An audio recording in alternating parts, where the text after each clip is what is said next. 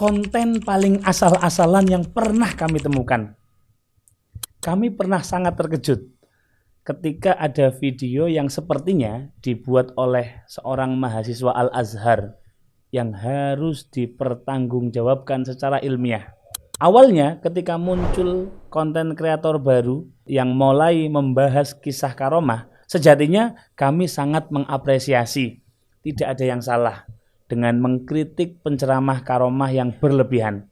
Bahkan kami ikut mencantumkan komentar sebagai bentuk apresiasi dan dukungan. Lalu muncul video berikutnya yang subhanallah, isinya justru harus benar-benar dipertanggungjawabkan secara ilmiah.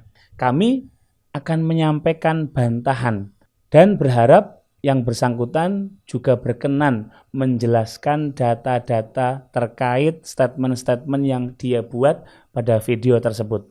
Jujur, baru kali ini kami mendengar narasi yang membenturkan Al-Azhar Syarif dengan ulama-ulama Yaman, terlebih Alawiyin. Tidak diragukan lagi bahwa Al-Azhar Asy-Syarif merupakan cahaya ilmu yang begitu terang, menerangi perjalanan ilmu Islam sepanjang zaman. Dan para ulama-ulamanya adalah lentera-lentera yang sama-sama kita banggakan. Baik, kita mulai menjawab beberapa kekeliruan dari video sang ustadz tersebut. Pertama, mengapa orang Indonesia di abad-abad yang lalu tidak akrab dengan kehebohan soal karomah, prahara soal nasab, dan sholawatan sambil joget? Ada banyak jawaban, tapi boleh jadi salah satunya karena waktu itu orang Indonesia belajarnya bukan kepada ulama Yaman. Anda boleh dan berhak mengkritik kisah karomah yang diobral tanpa dasar yang benar. Tidak masalah, kami pun telah melakukannya. Kami mengkritik tentang kisah karomah yang keliru dengan mencantumkan referensi kitab yang jelas sebagaimana sumber kitab dasarnya. Namun, ketika Anda mengatakan orang Indonesia di abad-abad yang lalu tidak akrab dengan kehebohan soal karomah, ini tentu jauh keluar dari konteks mengkritik oknum-oknum penceramah karomah. Anda berstatement, tidak ada kisah karomah sejak berabad-abad lalu. Mohon maaf, kami justru memiliki beberapa data tentang karomah-karomah ulama Nusantara yang kami memiliki referensinya. Yang pertama, dalam kitab berjudul Majadzibut Tafani yang merupakan manaqib Syekh Khalil Al-Bankalani. Di dalam kitab setebal 81 halaman itu, cucu dari Syekhona Khalil mengumpulkan riwayat hidup Syekhona, termasuk karomah-karomahnya. Yang kedua, begitupun dalam kitab berjudul Tarajimul A'yan, diakui karomah seorang ulama yang bernama Syekh Abdul Mannan, kakek dari Syekh Mahfud At-Turmusi. Konon, beliau ini adalah sosok ulama Indonesia pertama yang belajar di Al-Azhar Asy-Syarif. Yang ketiga, sebuah kitab berjudul Sabilul Waqi fi Manaqib Syekh Muhammad Utsman Al-Ishaqi. Kitab setebal 63 halaman ini juga menceritakan beberapa karomah beliau.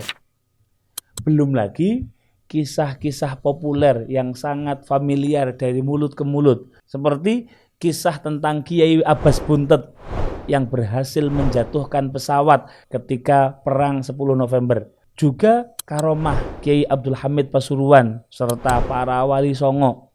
Namun sejauh ini kami belum menemukan teks aslinya, maka kami memilih untuk tidak menceritakan di halayak umum.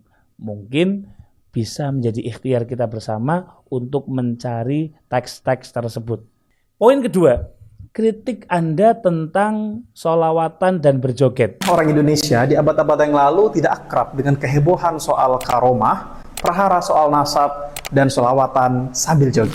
Mereka ini pulang lalu membawa spirit beragama ala Yaman, dan barulah buku-buku ulama Yaman masuk pesantren-pesantren Indonesia. Plus, kalau Anda jeli, dialek Arab yang dipakai di majelis sholawat yang joget-joget itu dialek Arab mana?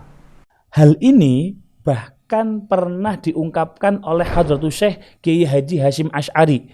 Beliau telah menuliskannya ketika beliau melihat peringatan Maulid yang bercampur laki-laki dan perempuan serta diisi dengan hiburan yang keluar dari syariat. Tertulis jelas pada kitab yang berjudul At-Tanbihatul Wajibat liman yasna'ul maulid bil munkarat, yang artinya peringatan-peringatan yang wajib disampaikan kepada orang-orang yang merayakan maulid Nabi dengan kemungkaran. Jadi mohon digarisbawahi, ini semua tidak menunggu ada ulama alumni dari Yaman. Masalah ini sudah ada di Nusantara sejak zamannya Hadratus Syekh Kiai Haji Hasyim Asy'ari. Poin ketiga, dan mungkin ini blunder yang paling berat, adalah ketika Anda mengatakan Bahkan baru di 2 abad yang lalu orang Indonesia bisa punya nama-nama besar seperti Nawawi Banten, Mahfud Termas, Abdul Somad Palembang, dan Khotib Minangkabau. Dari sekian nama ulama tadi, tahukah Anda tidak ada satupun dari mereka yang belajar di Tarim, Yaman? sebelumnya, kalau boleh kasih masukan Ustadz, ada baiknya ketika menyebutkan nama-nama ulama yang telah berjasa tersebut, cantumkan pula gelar kemuliaan untuk beliau. Misal, Syekh Mahfud At-Turmusi atau Syekh Nawawi Al-Bantani dan sebagainya. Kemudian, apakah benar mereka tidak pernah belajar ke Tarim atau Yaman? Secara fisik, untuk berangkat ke sana mungkin benar.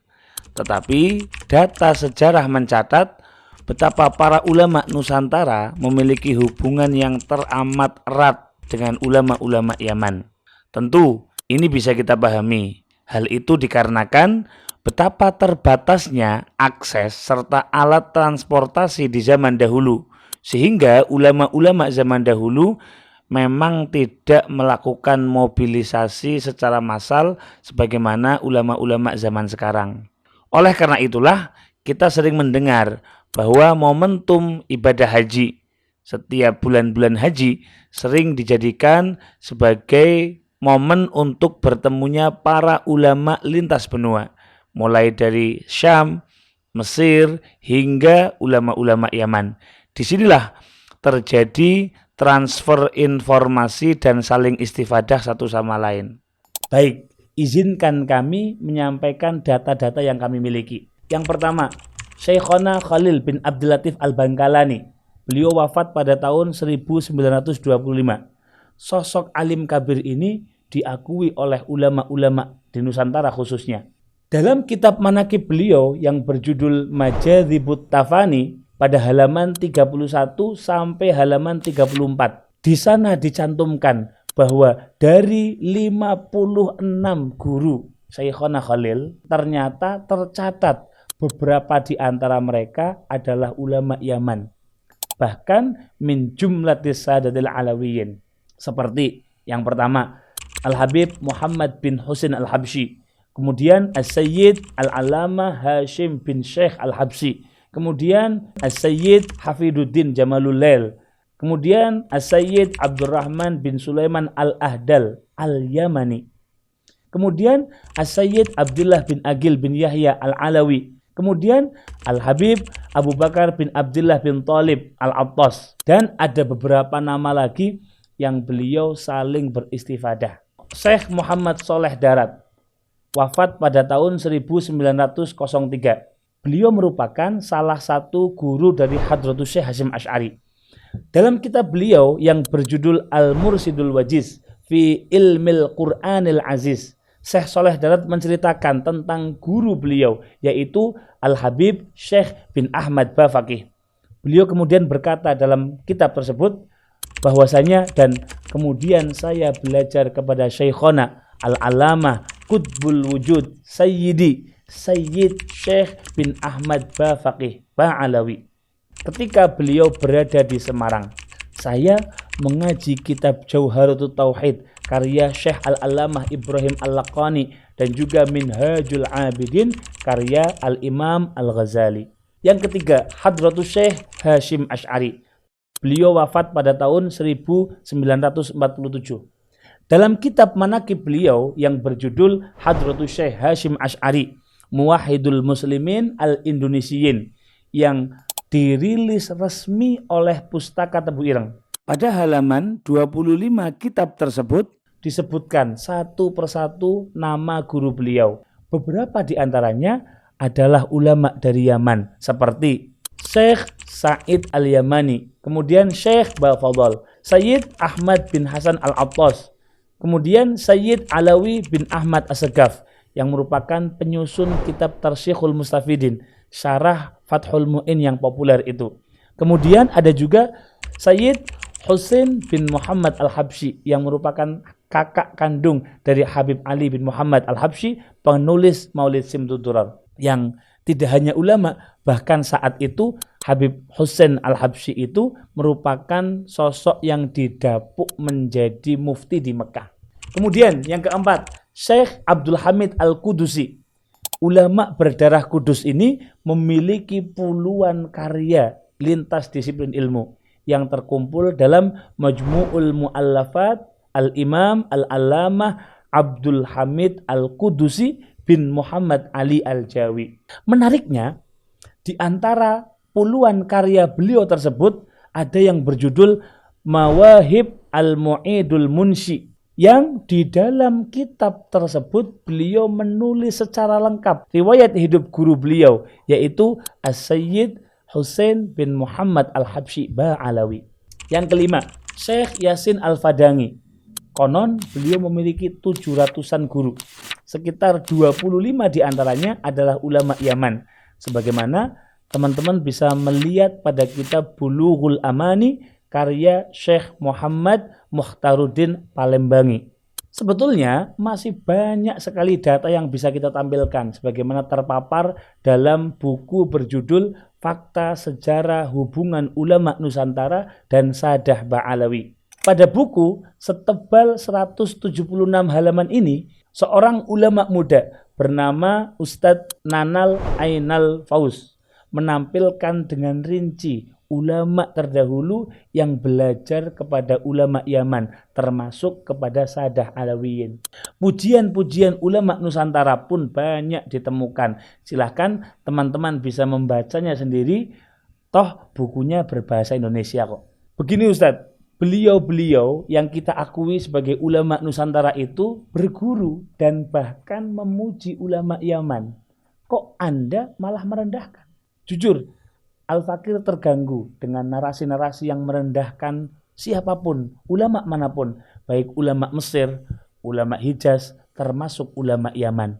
Keempat, kenapa waktu itu orang Indonesia tidak ada yang belajar ke Yaman? Sebelum politik etis Belanda, orang Indonesia yang mau belajar ke luar negeri hanya bisa menumpang kapal haji. Setelah berhaji, mereka akan mukim di Mekah, kemudian belajar dan menjadi seorang ulama. Waktu itu, kota Mekah masuk ke dalam wilayah administrasi dinasti Ali Pasha yang beribu kota di Mesir. Nah, karena itu, ulama yang mengajar di kota Mekah pun akhirnya adalah ulama-ulama Al-Azhar yang berasal dari Mesir. Rombongan diaspora Indonesia yang belajar di Mekah ini kemudian pulang, membuat pesantren, dan membawa serta kurikulum yang mereka dapatkan ketika belajar di Mekah. Maka dari itu, Anda tidak akan menemukan di kurikulum pesantren dulu ada buku-buku ulama Yaman. Buku-buku yang menjadi bahan ajar tidak akan jauh-jauh dari nama-nama seperti Suyuti, Bajuri, Ibnu Hajar Asqalani, dan ulama Mesir lainnya. Anda mengatakan di Mekah itu para ulama Nusantara hanya belajar pada ulama asal Al-Azhar.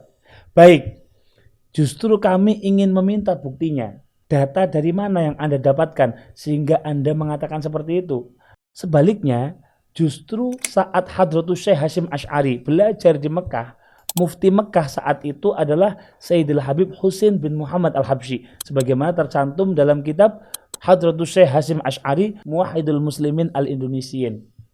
Dan atas dasar apa Anda mengatakan Anda tidak akan menemukan di kurikulum pesantren dulu ada buku-buku ulama Yaman? Data yang kami miliki justru tidak mengatakan demikian. Misal saja, dalam kitab Minal Mu'tamar Ilal Mu'tamar yang merupakan kumpulan khutbah Hadratus Syekh Hasyim Asy'ari, di sana justru tercatat dengan jelas bahwa Hadratus Syekh Hasyim Asy'ari merekomendasikan kitab Sulamut Taufik yang merupakan karya Al-Habib Abdullah bin Husain bin Thahir Ba'alawi. Beliau berpesan kepada segenap Nahdliyin untuk membaca dan mempelajari kitab tersebut. Belum lagi kita melihat besarnya perhatian ulama yang Anda sebut, Syekh Nawawi Al-Bantani. Beliau sangat memiliki perhatian terhadap kitab-kitab karya ulama Yaman. Sebut saja kitab Safinatun Najah karya Syekh Salim bin Sumer Al-Hadrami. yang kemudian disarai oleh Syekh Nawawi Al-Bantani menjadi kitab Kasyifatus Sajad Bisyarhi Safinatin Najah. Juga kitab yang berjudul Ar-Risalatul Jami'ah karya Al-Habib Ahmad bin Zain Al-Habsyi yang juga disarai oleh Syekh Nawawi Al-Bantani menjadi kitab Bahjatul Wasail. Cobalah Ustadz, riset dikit saja. Kitab fikih apa yang dibaca hampir di seluruh pesantren di Nusantara? Pasti tidak jauh dari kitab yang kita sebutkan di atas tadi. Safinatun Najah, Sulamut Taufik, dan kitab Risalatul Jami'ah dengan berbagai macam sarah-sarahnya. Belum lagi di bidang tasawuf, deretan nama kitab seperti An-Nasaihud Diniyah, Risalatul Mu'awanah, dan Da'watut Tamah pasti sangat familiar di dunia pesantren yang ada di Nusantara ini. Untuk antum ketahui, ketiganya merupakan karya dari Al-Alamah As-Sayyid Abdullah bin Alawi Al-Haddad. Nah, ini dasar dan data yang bisa kami sampaikan. Kemudian kami ingin tanya, mana dasar dan data Anda? Kelima, Sedangkan orang Yaman di Indonesia, nenek moyang para Habib itu, mereka tidak berbaur dengan rakyat pribumi. Dalam pembagian kelas sosial yang diciptakan oleh Belanda, orang Eropa menempati warga negara kelas pertama. Disusul dengan orang Arab dan Cina, barulah yang paling bawah nenek moyang kita, orang pribumi. setelah berbicara tanpa data, lalu Anda justru masuk ke dalam isu rasial. Kasta-kasta yang dibuat oleh Belanda, justru Anda angkat di era modern seperti ini. Di zaman di mana keturunan Tionghoa dan keturunan Arab sudah berbaur menjadi satu warga negara Indonesia tanpa embel-embel pribumi atau non-pribumi.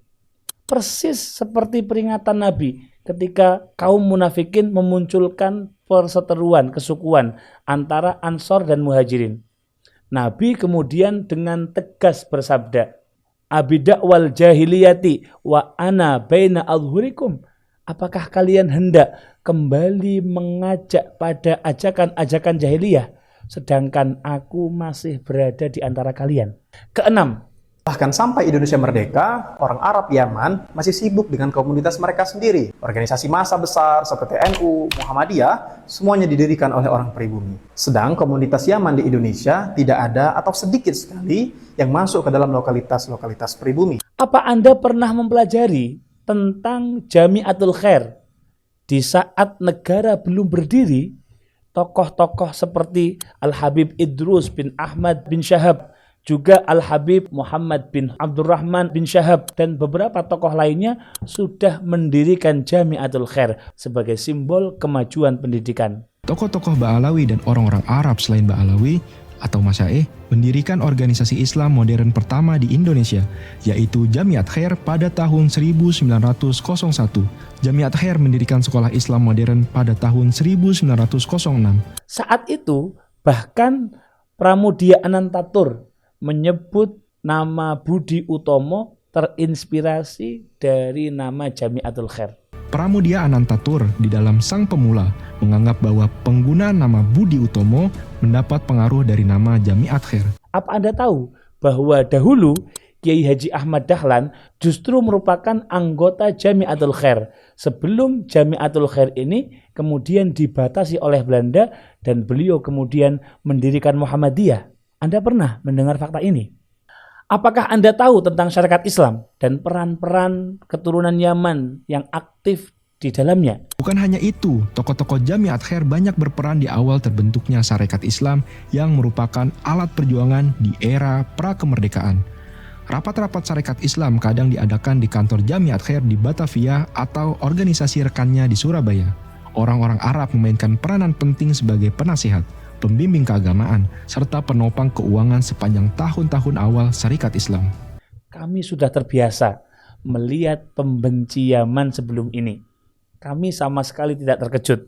Hanya yang membuat kami terkejut adalah adanya varian baru, versi Azhari, yang masuk ke dalam isu rasisme dan berbicara tanpa menunjukkan referensi. Ketujuh, Setelah Indonesia merdeka, orang Arab Yaman mau tidak mau berbaur dengan pribumi. Nah, saat mereka berbaur dengan pribumi, mereka rekomendasikan untuk belajar ke Yaman saja. Namun saat itu jangankan universitas, Pas kita merdeka, Yaman saja belum merdeka. Barulah tahun 90-an, Yaman punya kampus yang memadai, orang Indonesia mulai belajar ke Yaman. So, jangan heran kalau kampus Yaman tempat mahasiswa Indonesia terbanyak hari ini, umurnya bahkan lebih muda puluhan tahun dari sekelas UIN Jakarta misalkan. Mereka ini pulang, lalu membawa spirit beragama ala Yaman, dan barulah buku-buku ulama Yaman masuk pesantren-pesantren Indonesia. Maka silahkan dicek penjual karomah di Indonesia datang dari kalangan mana. Saya ingin bertanya, baiknya kami percaya pada statement Anda atau statement ulama-ulama Al-Azhar seperti Syekh Ali Jum'ah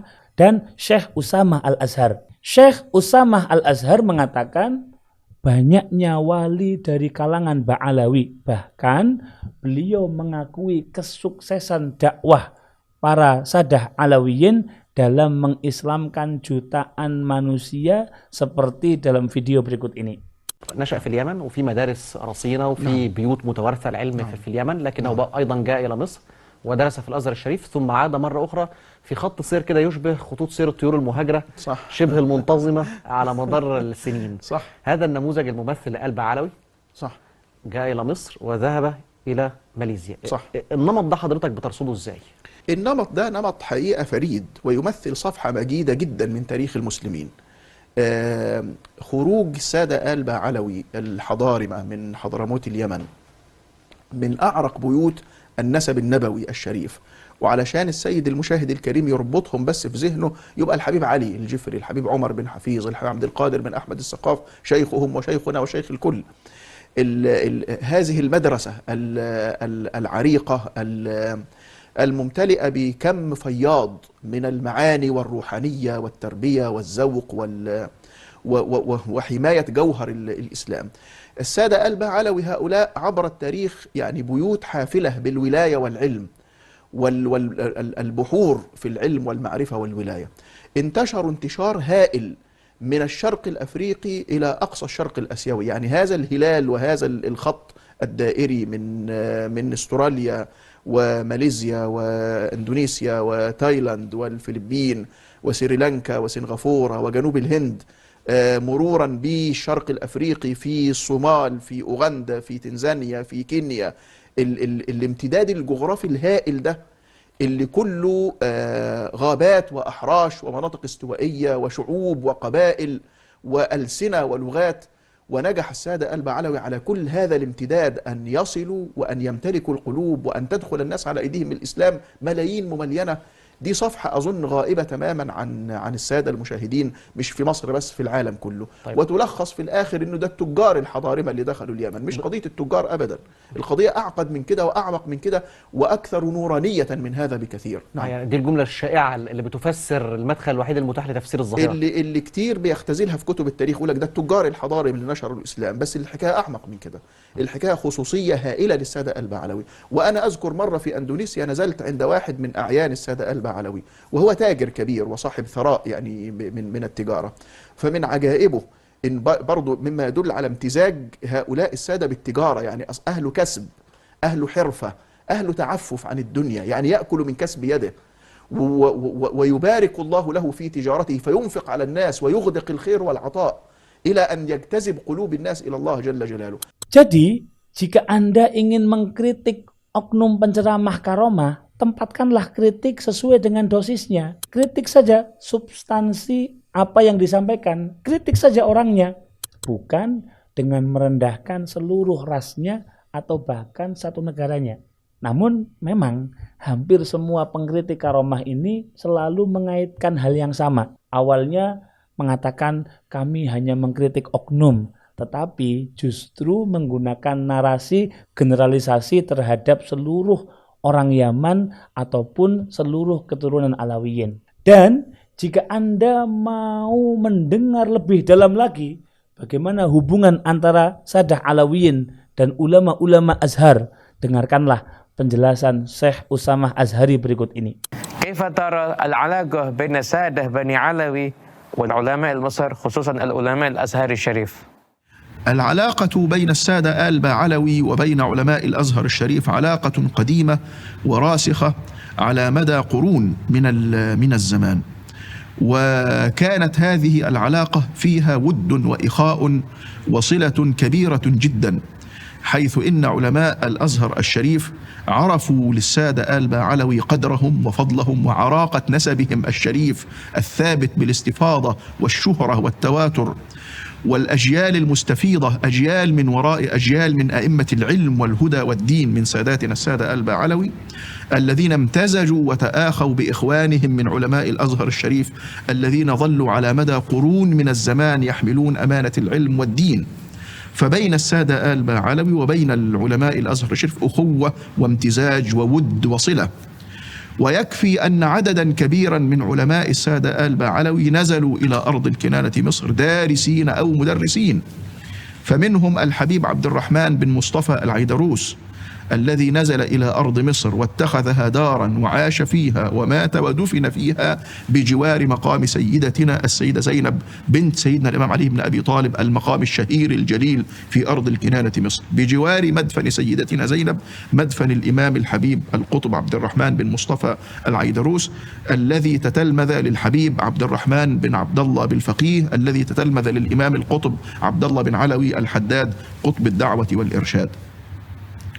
الحبيب عبد الرحمن بن مصطفى العيدروس لما جاء إلى مصر امتزج بأخيه الإمام الدردير وبالإمام الأمير وبالحافظ السيد مرتضى الزبيدي والإمام القطب محمد بن سالم الحفني من علماء شيخ الأزهر الشريف، فصار هناك صلة وود وأخوة وامتزاج. الحبيب حسين بن محمد بن حسين الحبشي المفتي أخو الإمام الحبيب علي بن محمد بن حسين الحبشي جاء إلى أرض مصر ونزل الإسكندرية وأخذ الإجازة من الشيخ محمود فتح الله البوريني الذي تتلمذ للشيخ خفاجي سيف الله الذي تتلمذ للشيخ حسن العطار الذي تتلمذ للإمام الأمير الكبير والإمام عبد الله الشرقاوي من أئمة الأزهر الشريف.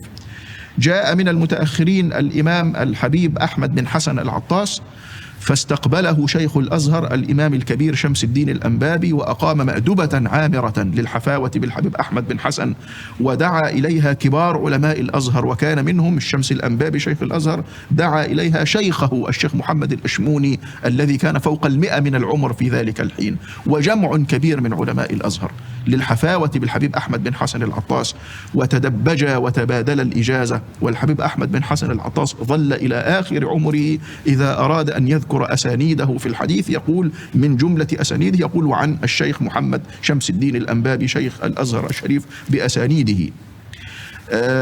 هذا الباب باب عظيم جدا، والفقير في جمهرة أعلام الأزهر التي ألفتها قد اعتنيت بالترجمة لعدد كبير جدا من السادة آل باعلوي ممن جاءوا إلى أرض مصر ودرسوا في الأزهر أو وفدوا إلى أرض الكنانة مصر للأخوة التي ذكرناها.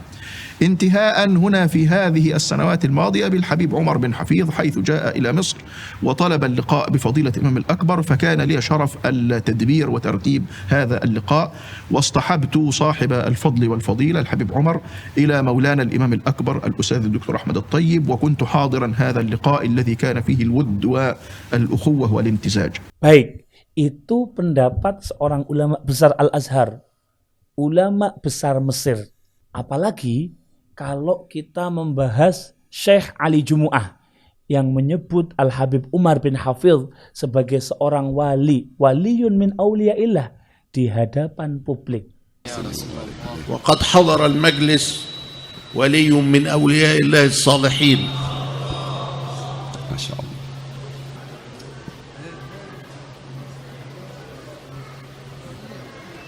Habib Umar yang mungkin disebut madrasah beliau didirikan lebih muda dari UIN Jakarta, yang mungkin direndahkan metode pengajarannya, justru dipuji oleh Syekh Ali Jumu'ah dengan begitu tingginya.